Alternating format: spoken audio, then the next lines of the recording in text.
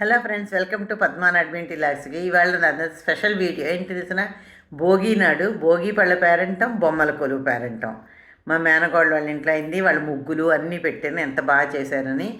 దానికి సంబంధించి వాళ్ళు ఎంత సంబరాలు ఎంత బాగా చేసుకున్నారో, ఎంత ఆనందంగా ఉన్నారో, అలాంటి దానికి సంబంధించింది ఒక కథ పట్టాను. చిన్న కథే, వినండి, స్కిప్ చేయకుండా వింటే. కథలు కూడా చాలా చిన్న చిన్న పెడుతున్నాను, చక్కగా చెప్తున్నాను కదా, వినండి. విని కామెంట్లో పెట్టండి ఎలా ఉన్నాయో కథలు కూడాను.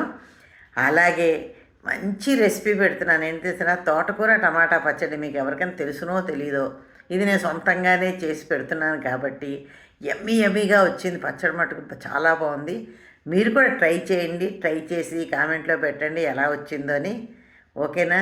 మొత్తం వీడియో అంతా కూడా స్కిప్ చేయకుండా చూసి లైక్, షేర్, సబ్స్క్రైబ్ చేసి నాకు సపోర్ట్ చేయండి.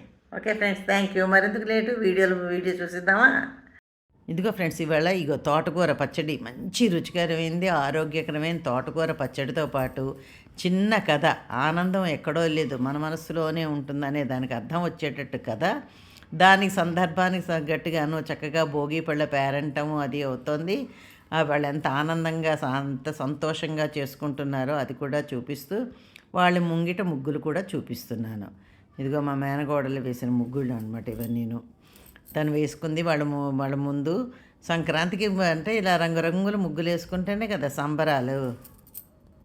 ఇదిగో ఈ ముగ్గులు వేసుకొని, ముగ్గులు అవన్నీ వేసింది చక్కగా. ఇంటి ముందు పెద్ద కారిడార్ అనమాట, చక్కగా వేసుకున్నారు. లోపలికి వెళ్ళేసరిలా బొమ్మల కొలువు అవుతుంది.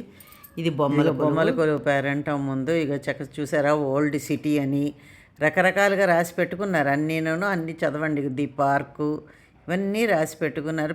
వాళ్ళ పిల్ల కూడా పెద్ద పిల్ల మంచి ఇంట్రెస్ట్గా చేస్తుందని నేను అన్నీ పిల్లలు ఉంటేనే కదా, పిల్లలు సరదా ఉంటే తల్లి చేస్తారు. తల్లులను ఎంత బాగా పెట్టుకున్నారు చూడండి, ఎంత నీట్గా, ఎంత చక్కగా, ఎంత బాగా అలంకరణ చేశారు. ఏనుగులు, లక్ష్మీదేవి, సీతారాములు, హనుమంతుడు, రకరకాలు అన్నీ ఎన్ని ఉన్నాయో వాళ్ళు. ఇదేదో బొమ్మల కొలువుగా ఒక్కొక్క సంవత్సరం అంట ఒక్కొక్క బొమ్మ నెక్స్ట్ సంక్రాంతి మళ్ళీ కొత్త బొమ్మ కొని పెట్టాలట వాళ్ళ అంటే అందరికీ అది ఉంటే నేను విన్నాను ఇది వరకును. అది వీళ్ళలాగా కొత్త బొమ్మలు పెట్టుకుంటున్నారనమాట.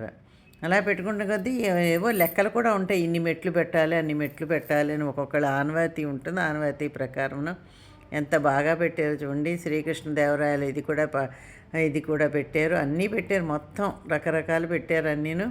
అవన్నీ నాకు వివరించడానికి తెలియట్లే, కానీ ఎంత బాగున్నాయి చూడండి. ఇది బొమ్మల కొలువు మొత్తం అనమాట. బొమ్మల కొలువు తర్వాత పిల్లలకి పెద్దయినా కొంచెం వాళ్ళ అత్తవారింట్లో భోగిపళ్ళు పోస్తారు కొంచెం పెద్ద అయ్యేదాకాను. ఎంతో వాళ్ళకి లిమిట్ ఉంటుంది కాబట్టి, ఏజ్ లిమిట్ అప్పటిదాకా. ఏం భోగిపళ్ళు అంటే దిష్టి తీయడమే కదా పిల్లలకి, అందుకని అలా పోసుకుంటున్నారు. భోగిపళ్ళు పేరంటం కూడా అయింది. అక్కడ అంతా మొత్తం ఎంజాయ్ చేసాం. చూడండి ఎంత సరదాగా అయిందంటే చూడక భోగిపళ్ళు. మా మేనగోడల అమ్మాయి, వాళ్ళ అత్తగారు, వాళ్ళిద్దరూ అనమాట. ముందు వాళ్ళు తల్లి పొయ్యాలి కదా, తర్వాత వాళ్ళు మా నాయనమ్మ పోస్తారు. మేమందరం కూడా పోసాం వరుసగా. వీళ్ళందరూ పొయ్యొచ్చట, దిష్టి తీయడమే కదా పొయ్యొచ్చు అన్నారు, పోసాం అనమాట అందరం. ఇది దీంతోపాటు నేను ఏం చేశానంటే చిన్న కథ పద్ధతి. చూసారు ఎంత ఆనందంగా వీళ్ళు సరదాగా చేసుకుంటున్నారు కదా. ఆనందం అన్నది ఎక్కడో లేదు, మన మనసులోనే ఉంటుందని ఒక కథ, చిన్న కథ దొరికింది. వీళ్ళ సందర్భానికి తగ్గట్టుగానే మంచి కథ దొరికింది. ఆ కథ పెట్టాను, ఆ కథ కూడా చెప్పాను. ఆ కథ కూడా వింటూ చక్కగా ఇవన్నీ మొత్తం స్కిప్ చేయకుండా చూడండి. ఇవన్నీ చూస్తూను నేను కథ చెప్తాను. కథ కూడాను చక్కగా వింటూ ఆనందం, సందర్భానికి తగ్గట్టుగానే కథ దొరికింది. చక్కగా ఆనందంగా సరదాగాను. పిల్లలు చూడండి ఎంత బుద్ధిగా కూర్చొని పోయించుకుంటున్నారు. ఇవాళ రేపు పిల్లలు కూడా మాకొద్దో అంటారు, కానీ బాగానే పోయించుకుంటున్నారు బుద్ధిగా కూర్చొని. ఆ చిన్నది సిగ్గుపడిపోతుంది, బొర్ర అని చూసుకొని పెళ్లి కూతుర్ల బొర్ర ఎత్తవే అని అడుగుతున్నాను నేను.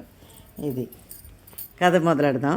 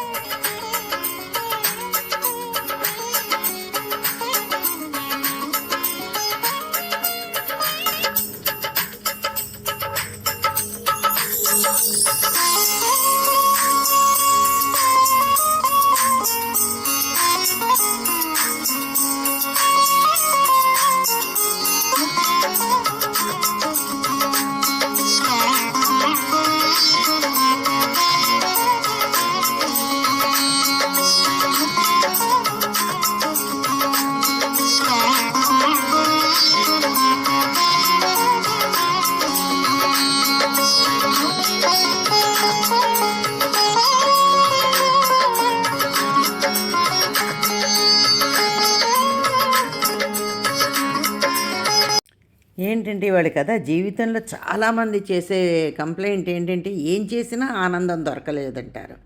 ఆనందం అనేది వెతికితే దొరకదు ఫ్రెండ్స్. జీవితంలో ప్రతి క్షణాన్ని ఆస్వాదించాలి. అప్పుడే ఎలాంటి సమస్యలు ఉండవు. మనకి ఆనందం కూడా దొరుకుతుంది. ప్రతి వస్తువులోనూ ఏదో ఒక రోజు ప్రతి వస్తువు ఏదో ఒక రోజు పాతబడిపోతుంది. అలాగే జీవితంలోని జరిగే ప్రతి చిన్న మార్పును నవ్వుతూ స్వీకరిస్తే ఆనందం మన వెంటే ఉంటుంది. ఆనందాన్ని అందరూ కోరుకుంటారు, కానీ దాన్ని ప్రత్యేకంగా తయారు చేసి ఏమీ ఉండదు. మన ఆలోచనలలోనే ఉంటుంది, మన విషయాలు మనం తీసుకునే విషయాల్లోనే ఉంటుంది. తర్వాత ఏంటంటే ఆనందం అనేది మనసుకు అనిపించాలి, అంతేగాని ఇంకా బయట ఎవరికో తెలియడం కాదు. మన మనసుకి మనకు ఆనందం అనిపించాలి. దానికోసం ప్రత్యేకంగా వెతకక్కర్లేదు. జీవిస్తున్న ప్రతి క్షణాన్ని నువ్వు ఎలా చూస్తున్నావో దానిపై నీ సంతోషం దాగి ఉంటుంది. చిన్న చిన్న విషయాలు కూడా మనసుకు తీసుకొని బాధపడితే బాధే మిగులుతుంది. ఆనందాన్ని గురించి చిన్న కథ చెప్తాను వినండి. ఇప్పుడు వీళ్ళు ఎంత ఆనందంగా భోగి పళ్ళు పోస్తూ బొమ్మల పేరంటం పెట్టారో చూస్తూ ఉండండి. నేను కథ కూడా చెప్తాను మీకు. ఓ గ్రామంలోనే ఓ వృద్ధుడు ఉండేవాడు. ఈయన ఒక దురదృష్టవంతుడు. ఈయన చేసే పనుల్లోని గ్రామంలో ప్రజలు విసిగిపోయేవారు. ఎప్పుడూ ఏదో దిగులుతో ఉండేవాడు. ఏదో ఒక విషయంపై గ్రామంలో ఫిర్యాదులు చేస్తూ ఉంటాడు. నోరు తెరిస్తే విషపూరితమైన మాటలే వచ్చేవి.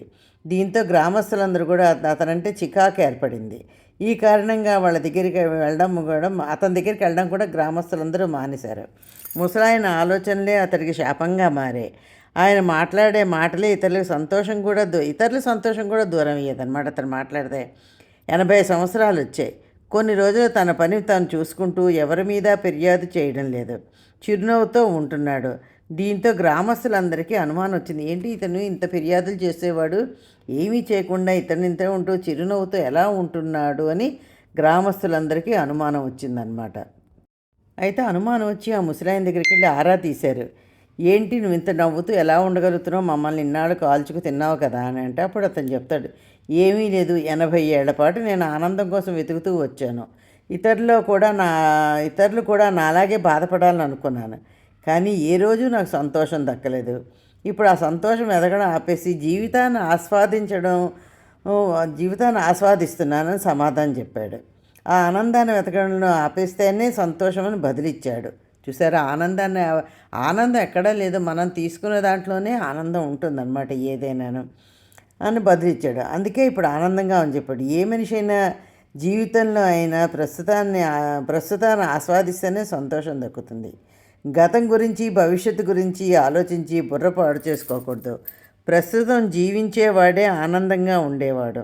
ఆనందం రాలిన జీవితం నవ్వసంతానికి ఎదురుచూస్తుంది. కారు చీకటి కమ్మిన మనస్సు నిండు వెన్నెలకే ఎదురుచూస్తుంది. చివరిగా మన ఆలోచన తీరును బట్టే మనకు ఆనందం దొరుకుతుంది. ఇది ఫ్రెండ్స్ కథ. ఎలా ఉంది ఈ కథ? చూసారా, ఆనందం ఎక్కడ దొరుకుతుంది చూసారా? వీళ్ళల్లో వీళ్ళ ఆనందం సృష్టించుకొని పెద్ద పిల్లలు అయిపోయినా ఏదో ఒక వేడుక చేసుకుంటూ చక్కగా చిన్న చిన్న పిల్లలకి వాళ్ళకి భోగి పళ్ళు పోస్తూ వాళ్ళని కూడా చిన్నపిల్లలుగా చేసి వాళ్ళని ఆనందపరుస్తూ వీళ్ళు ఆనందంగా చేసుకుంటున్న భోగి పండుగ సంబరాలివి. ఓకేనా? ఇది ఎలా ఉందో కామెంట్లో పెట్టండి. లైక్, షేర్, సబ్స్క్రైబ్ చెయ్యండి. తప్పకుండా ఇది మీరు స్కిప్ చేయకుండా అందరూ కూడా చూసి నాకు కామెంట్లో పెట్టండి. ఇదిగో చూసారా, ఇది అయిపోయింది. బొమ్మల కొలువు పెట్టారు. ఎంత బాగా పెట్టారు కదా, బొమ్మల కొలువు కూడా బాగా పెట్టారు. అందరూ ఒక్కొక్కళ్ళు హారతలు ఇస్తున్నారు. హారతలు ఇస్తూ హారతి పాటలు పాడుకుంటూ ఈ అమ్మాయిలు ఇద్దరు కూడా సంగీతం. ఇక్కడికి సంబరం అయింది. ఇంకా తోటకూర పచ్చడి చూడండి. ఇదిగో ఫ్రెండ్స్, ఎమ్మి తోటకూర పచ్చడి ఎంత టేస్ట్ అంటే ఎంత హెల్త్కి మంచిది, ఆరోగ్యానికి ఆరోగ్యం, రుచికి రుచి అన్నమాట. చక్కగా మూకుడు పెట్టి 2 చెంచాల నూనెతో పచ్చడి అయిపోతుంది. దీనికి శ్రమ లేదు, నూనె తక్కువ. పచ్చిమిరపకాయలు బాగా వేయించేసి పెట్టుకుందాం. కావాల్సిన వాళ్ళు ఇందులో ఎండుమిరపకాయలు కూడా వేసుకోవచ్చు. ఉట్టి పచ్చిమిరపకాయలే అక్కర్లేదు. మీకు కలర్ కావాలంటే ఎరుపు ఆకుపచ్చగా రావాలి, పచ్చడి రుచి కావాలి, ఇంకా ఎక్కువ రుచి కావాలనుకున్న పచ్చిమిరపకాయలతోటి వస్తుంది. కానీ పచ్చిమిరపకాయలు ఎండుమిరపకాయలు కలిపి వేయించుకోండి, ఇంకా బాగుంటుంది. ఇది తోటకూర సన్నంగా కట్ చేసి కడిగేసి పెట్టుకున్నాను. అదంతా వేసి అది కొంచెం 1 నిమిషం మగ్గనిద్దాం. తోటకూరని 1 నిమిషం మగ్గనిచ్చిన తర్వాత మూత పెట్టేసి కొంచెంసేపు మగ్గనిచ్చి తర్వాతేమో దీన్ని మూత తీసి మళ్ళీ కలిపి టమాటాలు వేసిద్దాం. ఈ టమాటాలు వేసినప్పుడు ఇంట్లో కొంచెం చింతపండు కూడా వేయండి ఫ్రెండ్స్. నేను చింతపండు వేయలేదు, కొంచెం పులుపు తగ్గింది నాకు. మేము పులుపు తినం కాబట్టి మాకు బాగానే ఉంటుంది. కొంచెం పులుపు ఉంటే ఇంకా బాగుంటుంది, మంచి రుచి వస్తుంది. ఒక్క చిన్న ఉసిరికాయ అంత చింతపండు కూడా వేయండి టమాటాతో పాటును. అది మగ్గుతూ ఉంటుంది కదా, ఇంతట్లో మిక్సీ జార్లోని వేచి నూలుపప్పు ఎప్పుడు మా ఇంట్లో ఉంటుంది. ఆ నూలుపప్పు వేసాను, దాంట్లోనే కొంచెం జీలకర్ర వేసాను. ఇది ముందు ఏంటంటే పిండి పట్టిసి తెచ్చిద్దాం పొడిగాను, ఎందుకంటే నూలుపప్పు ఏదైనా కలిపితే తొందరగా నలగదు.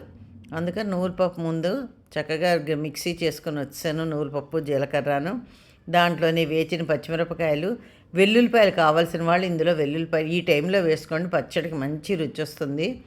మేము మా కొన్ని పూజలు వారాలప్పుడు మేము చేసుకోం వెల్లుల్లిపాయలని. అందులోనే టమాటాల్లోనే ఉప్పు పసుపు వేసి మగ్గించేస్తాం.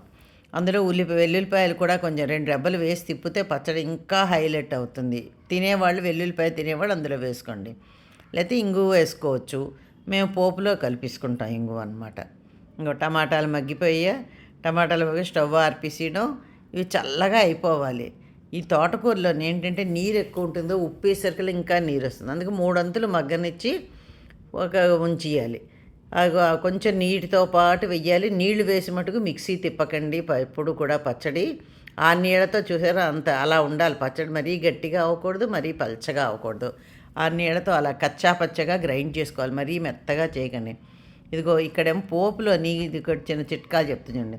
ఇందులో కూడా 2 వెల్లుల్లి రెబ్బలు దంచి వేసుకోండి, ఆవాలు జీలకర్ర వేసుకోండి. ఇది వేగిన తర్వాత ఉల్లిపాయలు కావాల్సిన వాళ్ళు సన్నగా కట్ చేసుకొని, పంటి కింద పడేటట్టు మరి సన్నం కాదు, ఉల్లిపాయలు వేసి వేచుకొని, అది వేగిన తర్వాత దీంట్లో పచ్చడి వేసి కలిపేయండి. అది అలాగా పచ్చడి ఒక్కసారి మగ్గనిచ్చిస్తే ఇంక పచ్చడి 2 రోజులు కూడా నిల్వ ఉంటుంది, మీకు అస్సలు చెడిపోదు. అయిపోయింది తోటకూర పచ్చడి. ఎమ్మి తోటకూర పచ్చడి రుచి అదూర్స్ అనమాట. ఓకే ఫ్రెండ్స్, ఎలా ఉందో కామెంట్లో పెట్టండి. Thank you.